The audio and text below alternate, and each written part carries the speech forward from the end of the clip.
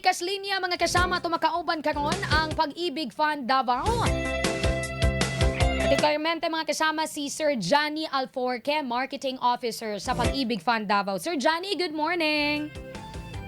Hello po ma'am, good morning. Good morning po sa ato ang mga ating paminaw diri sa RMN DXDC 621 Radyo Davao.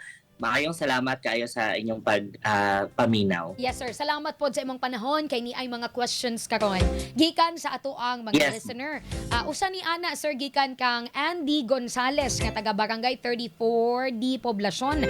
Nakahulog daw siya usa ka tuig sa iyang pag-ibig. Nya employed daw siya ni adtong ka panahon. Ang iyang pangutana kung ipadayon pa ba daw niya to as a self-employed unya maapil ba daw tong 1 year nga nahulog niya sa contribution as employed siya ato Sir Johnny. Okay ma'am, so yes, ang tubag ana no, mapadayon gihapon niya ang iyahang contribution.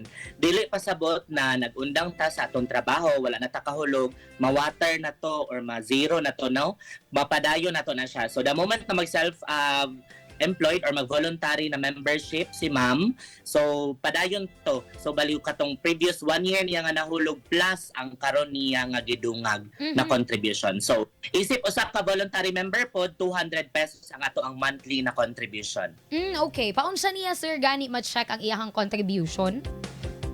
Okay, so para ma-check ang atong contribution, mas maayo gyud nga natay virtual pag-ibig no para ma-check nato ang tanang contributions even sa to ang mga loans pod if naatay mga outstanding balances, ma-check nato na siya. If in case na wala tay virtual pag-ibig, mag-create tag account or magpahimo ta og loyalty card plus or modirekta sa ato ang nearest branch para makita nato og pila na ba ang atong hulog. Okay, salamat po sa pagtubag sa pangutana ni Andy Gonzales.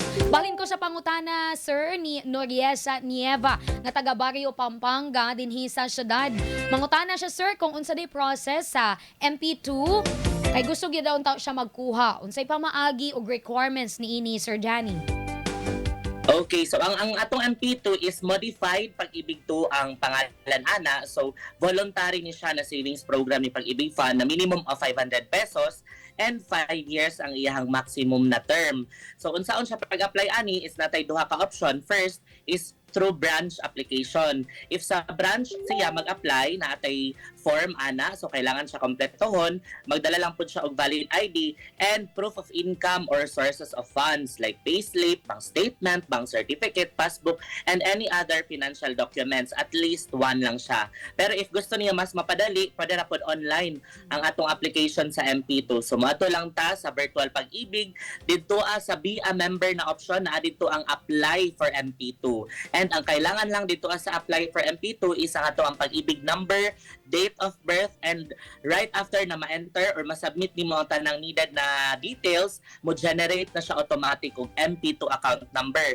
And once na natay MP2 account number, pwede na siya sugdan og hulog, either magpa-salary deduct ba siya, mag-GCash, Paymaya, bayad centers, or even sa bisag asa na branch pwede bayaran ang atong modified Pag-ibig 2. Alright, sige po. Salamat sa pagtubag sir sa maong pangutana. Balhin pod ko sa pangutana ni Sir Marpeng De Gilo kay nag-anunsyo man gud sir ang inyong ahensya Pag-ibig Fund bahin sa acquired assets. Unsay gani pasabot ni ani sir og paunsa pod nga makakuha ni ini sir?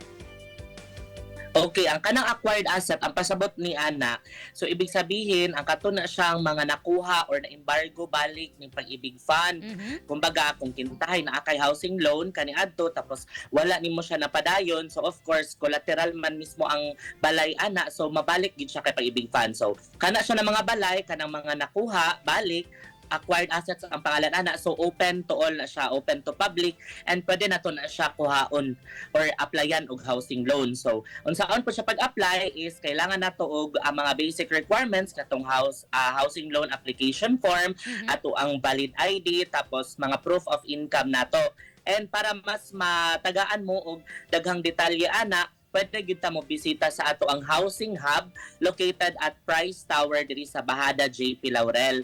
para mas matagaan ta og daghan at katong kumpleto na mga requirements. Pero ang pinaka-rule aning acquired assets nato is as is where is. So kumbaga kung unsa ang current status ana na balay, nahabay nagpuyo, unsa ba ang physical condition kana imuhang ma-acquire.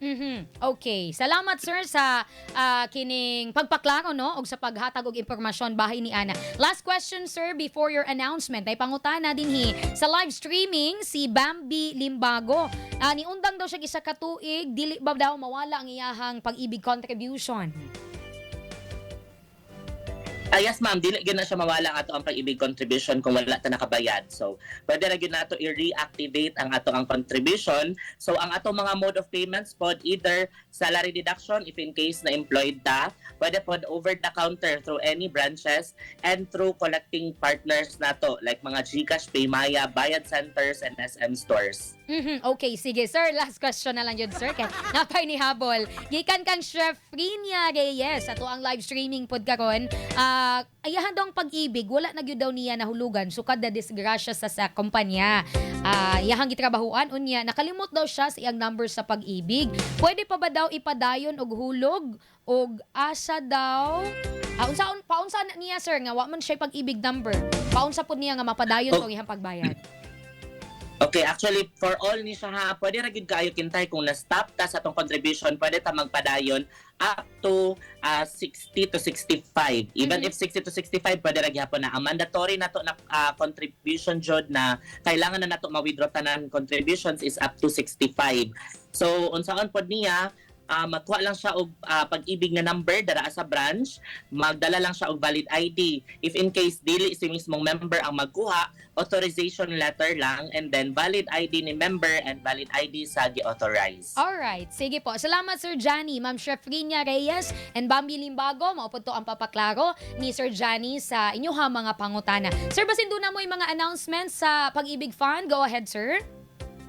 Yes ma'am, so padayon karon ang amo ang Ascenso Rider raffle promo. Kini siya ang ato ang paraffle no na pwede makadaog ang ato ang mga riders og smartphones, cash, helmet, even NMAX na motor. So unsaon siya pag-appeal, 100 pesos na remittance is equivalent to 1 entry. And ang atong deadline para sa ato ang raffle is October 20, kay ang ato ang second draw, preliminary draw karong October 27 na 2023. So kinsa ang mga pwede maka-avail ani? Tanang riders nato na naka-partner kay Food Panda, Grab and also Maxim, pwede na gid kaayo mo mag-apply aning atong Ascenso Rider Raffle promo. So the more na dagdag ko inyong contributions, mas better kasi daghan mog entries. So if you would like to know more about this, kindly visit the nearest branch. Alright, Sir Johnny. Thank you so much, sir. Until next Monday, ubano pa na din sa to ang Daghang programa. salamat, ma'am.